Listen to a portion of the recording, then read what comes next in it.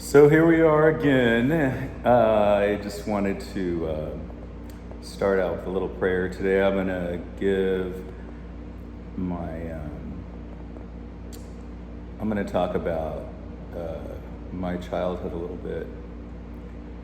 So Father, please please come to this with me, so that my memory is more clear about my childhood that I want to share with others. I want to share how I first came to know your love, not necessarily to fully understand it. I don't think we could ever fully understand it. And I just want to thank you for walking with me,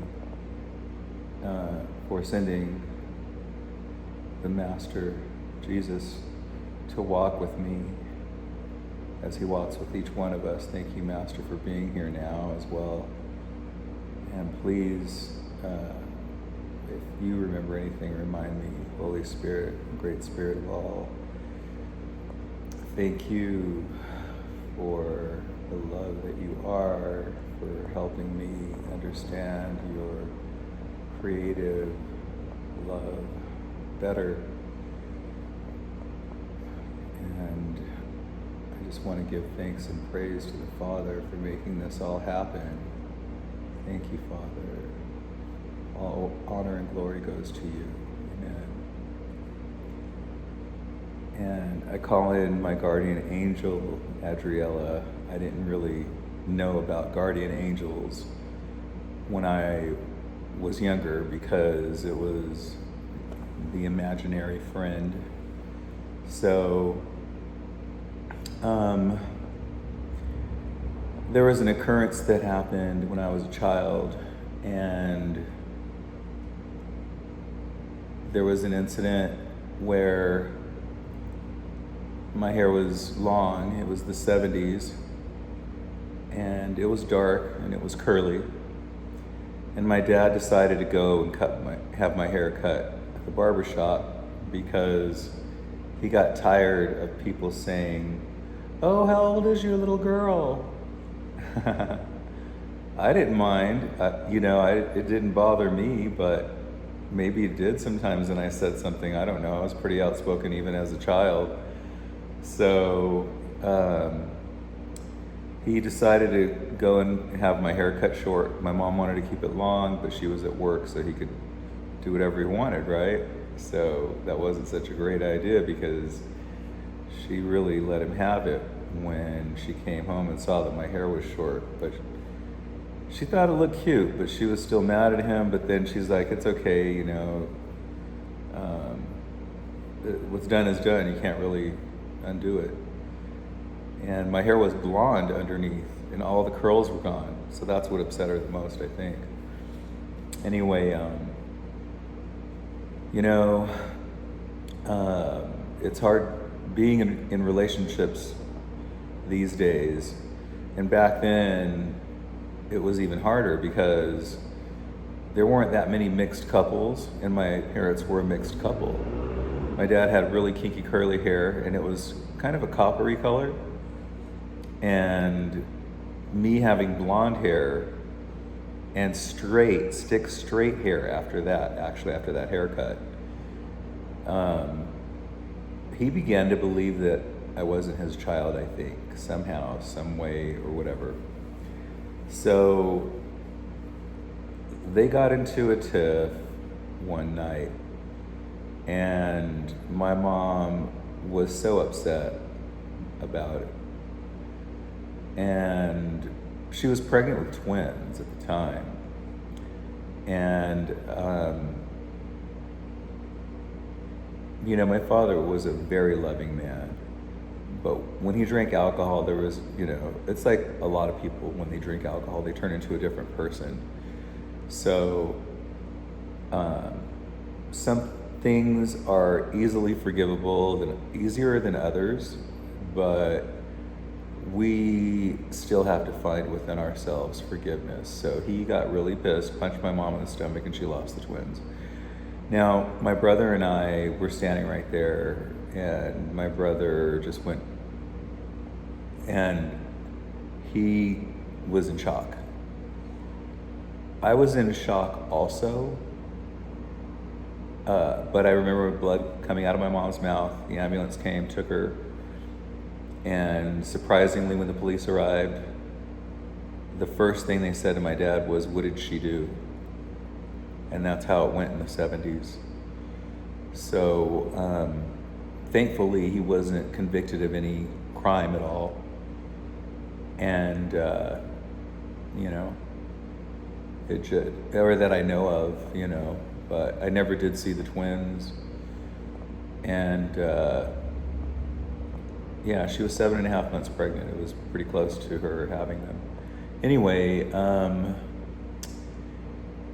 so I had a guardian angel that was with me to help me through that event, and even before that, actually, she was with me because her explanation was that instead of her explaining it to me, she showed me in a dream. And so we went into this dream, and she said, and she took me, and she says, "This is where we're from." And it was beautiful and green everywhere.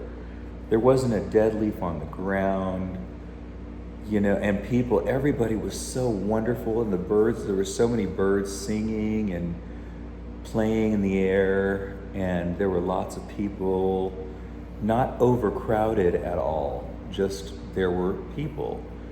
And we were all dressed very similarly and plainly, nothing lavish or blingy or any of that. And basically everyone had on these robes that were very plain, some of the females had robes that were more of like a light pink hue, and then the males were more of like a cream colored hue. And that is just how you dressed. And she says, "This is where everyone gets born. They are from here, and then we prepare you to be born." And she said, "So we're going on a little review, and I'll show you how the process works." And I said, "Okay." And at the time, I was about 3 years old, maybe 3.5. But I had the understanding of an 8-year-old. In the dream, I was older. And then I see a friend of mine walking by, and he was so excited, and I knew why he was excited. He was going to be born that day. And he was about 10 years old.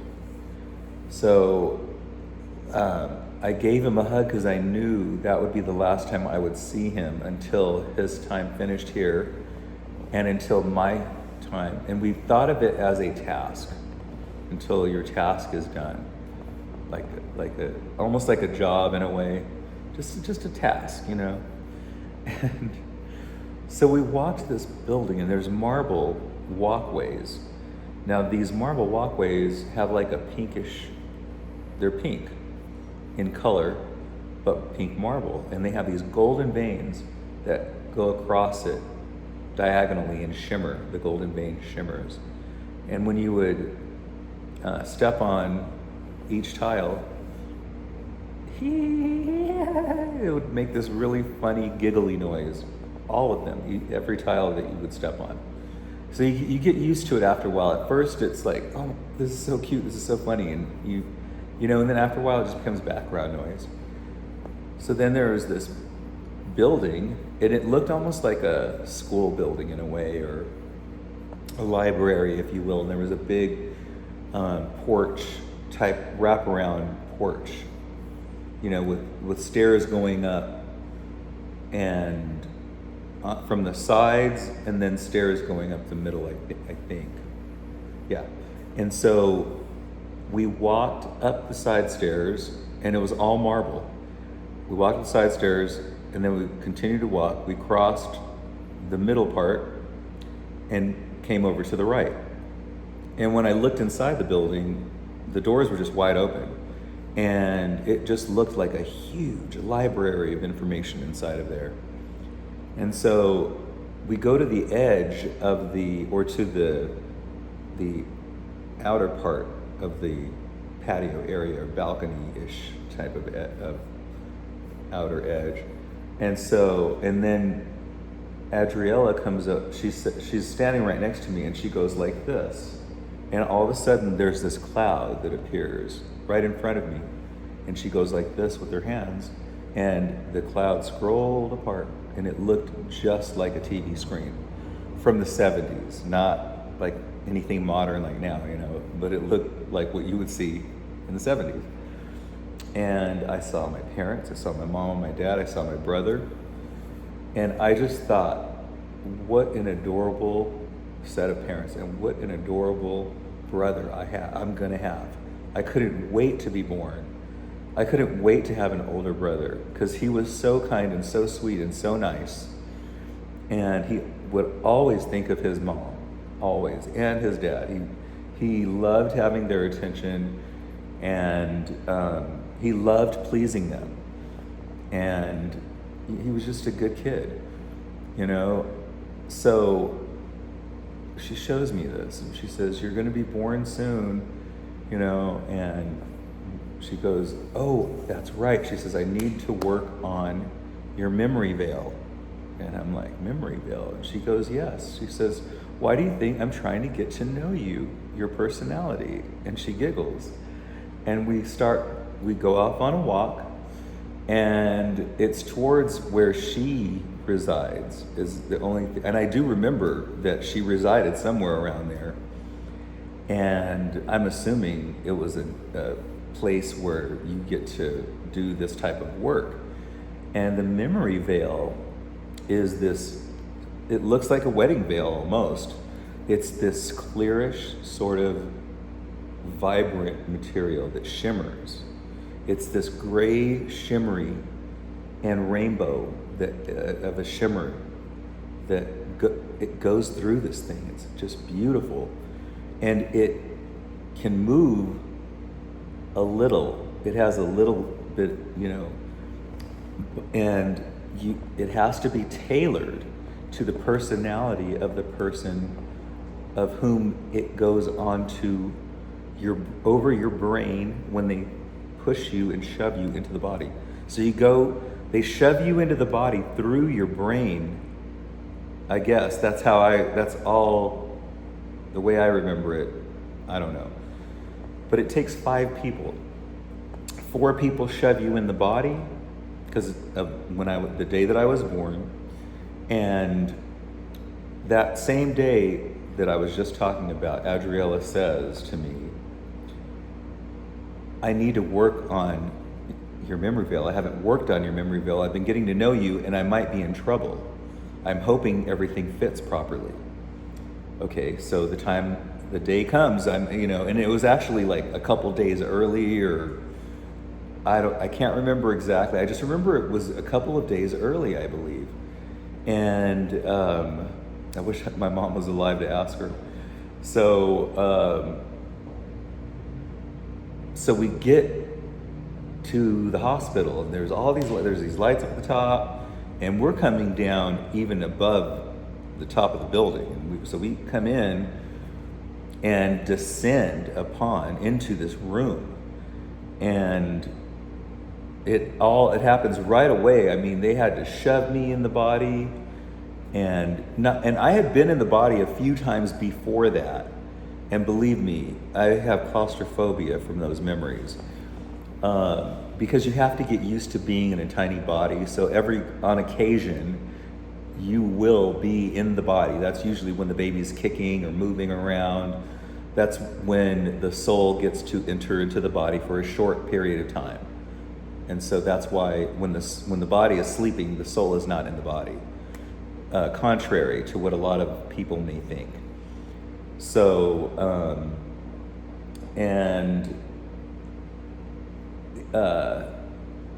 after they shoved me in and they put the memory veil on, she's putting it on, and I could tell she was nervous. And she got to this one corner, and she put it on there, and she tried to fake it, and it popped back up. And I'm like, I'm like looking like this. It was like right over here. And she goes like this, and they like looked at her. They're like, now you know what you have to do. So she had to hang out with me so that, because I still had some lingering memories of, and then when I would come back into my body, I would be screaming or something. I had a hard time adjusting to being a human being, to being in a body. And so, anyway, there was a day where my brother and I, we were outside. He was outside, and I just loved being around him. I always wanted to be wherever he was, because he would teach me words. He would show me things. He taught me a lot growing up. And, you know, these are things that you wish you could remember to appreciate somebody with, to tell them while they're alive. You know, so Eric, I love you, and I appreciate all the help you gave me growing up, you know, because he really helped me to figure out the world, you know, because I was very naive, and I am still naive. I always think that people are going to do the best thing.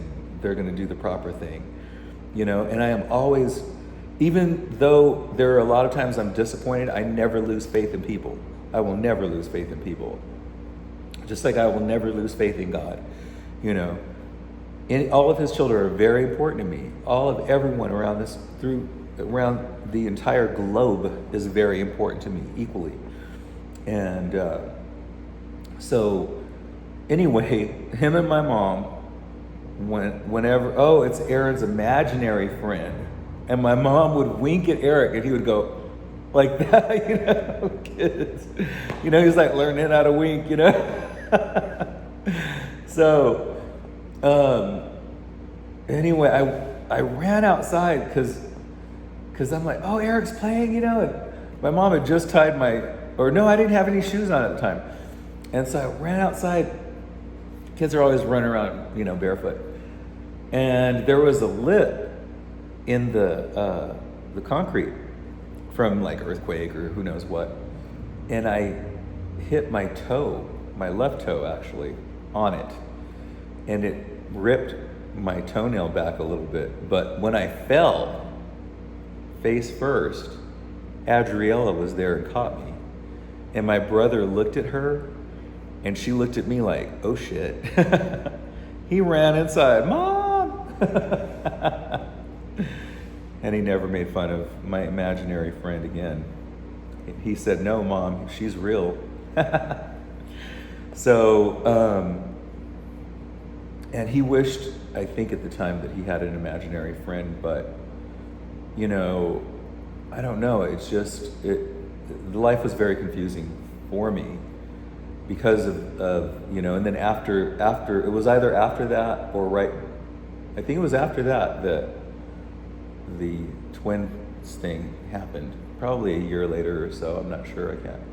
My memory doesn't go that far back, but it does, but not with like the timeline as far as, you know, certain events, because my mind did block out that event for the most part. I mean, I still can think back on it as if I'm my little self, and just the look on my brother's face, you know, it was heartbreaking, because you see this kid who is just so believing and so trusting in people and has his heart on a string, you know.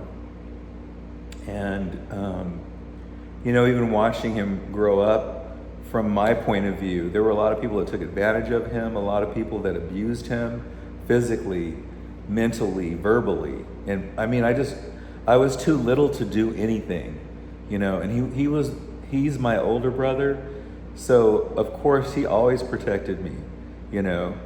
And there were times where he bullied me, but you know, we got over all of that.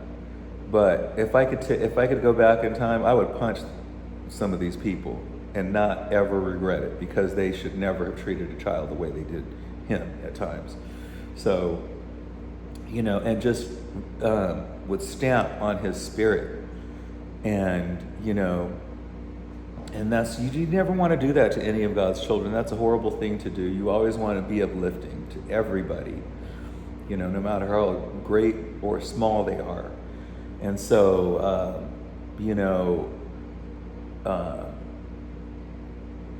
I just wanted to reflect back on that, on how I came to know the place where we come from, is beautiful, and the sun never goes, it never moves, in the sky.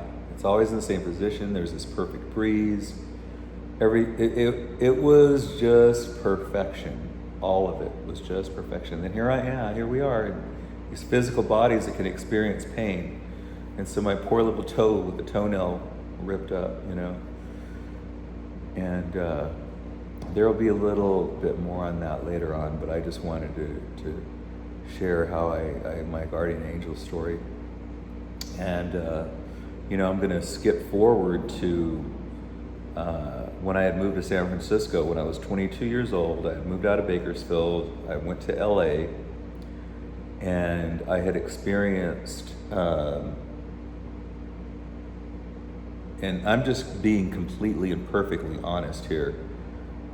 God has always been with me, Jesus also, and so I'm going to skip over a bunch of stuff to make this video shorter. So I moved to San Francisco. I had started dating a little bit, and I had gotten the flu. It was about April. I think I had gotten the flu in February. This was way before COVID. It was 1992.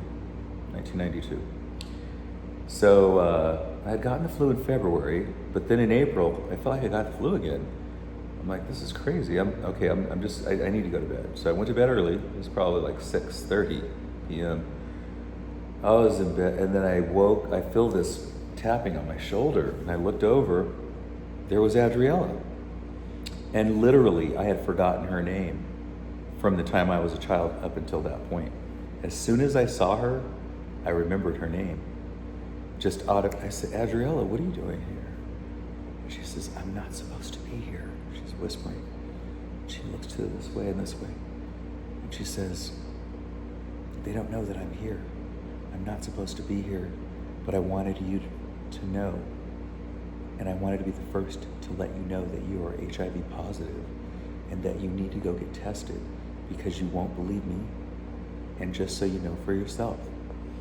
And I'm thinking, why is she telling me all this stuff? And then she keeps looking, and she goes, they're coming, I gotta go.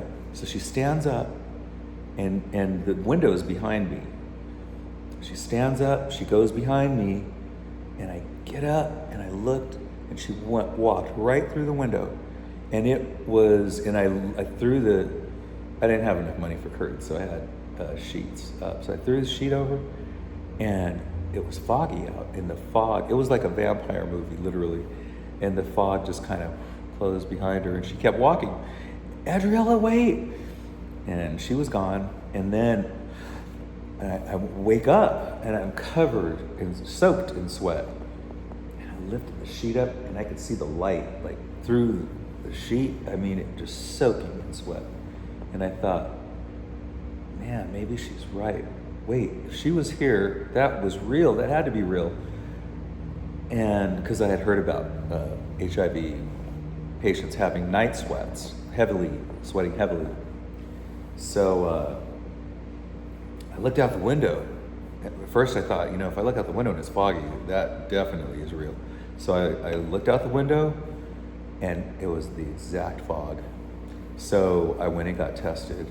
I actually had gotten up to go to the bathroom. I had to go to the bathroom so bad.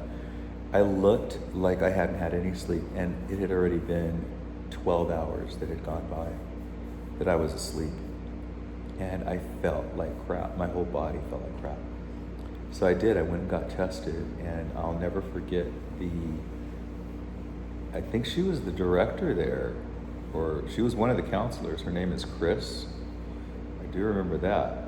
I don't remember her last name, but usually what they would do at the time is, so you had this long number, and they would give you that you would have. And so I came in, you have your number? Yes, here's my number. Okay, wait for us outside. All right. And usually they'll just come out and say, okay, your results are negative. She called me into her office. She hands me a box of tissue. I said, oh, I don't need those. She puts it to the side. She goes, okay, you might, like that. And she says, I just have something to tell you, you're HIV positive. And I'm like, you know what, I kind of figured. And I didn't think I was going to live for that long even. And so I told her my experience. And she goes, I just don't understand. And I said, what? And she goes, why you're not crying? And I'm like, because I knew something that she didn't know. And that was because Adriella had told me that's not what is going to kill you. You're not going to die from HIV. So, and I'm thinking and wondering, why did I have this childhood experience with her, and then she comes back again? What's the importance of all of this? Why that? And why is it so important for me to know certain things? And I have to reflect and look back at what has connected me with God and all of my relatives on both sides of my family. Being into church, actually my mom's side wasn't as much, but my mom really got heavily into church, and I never lost sight or in my mind of how it felt to be around people who were like-minded and who would feel God's love, and that's just something you have to experience. It's not something that you can actually relate. It's a personal experience. We all have our own walk with God, and all of my experiences that I have had, these were the first. That one with my guardian angel, that was the first spiritual experience. There would be times where I would want to go to bed, and my mom's like, I don't know what's wrong with my kid. He's wanting to go to bed early. And so it was because Adriella wanted me to go to bed so she could show me more, and it was just a really cool experience to have as a little boy. So thank you for listening or watching, and I hope it enlightens you a little bit more to know how much we're loved on the other side, and we matter so much, each one of us, each of our souls individually, that it takes 5 people for one soul to be born in a human body, and that body is like teeny tiny compared to the soul, and I had thought about how I would explain this when I would explain this to people. And if you think of an ant, the lifespan of an ant is not very long compared to, and we are so much more giant than an ant. Elephants are much larger than human beings. Some elephants live to 120 years old. I mean, so does size matter? Yes, it can, in a lot of cases, in a lot of ways. I'm not saying that people that are 7 foot tall are going to live longer than somebody that's 6'4". Maybe a year or two more. Who knows? I mean, depending on what they do in their life and don't do. But I do know that our lives are but a blink of an eye here compared to the life of our soul. And we all get to be born. We all get to have our own little experiences. And that's it. Have a loving day.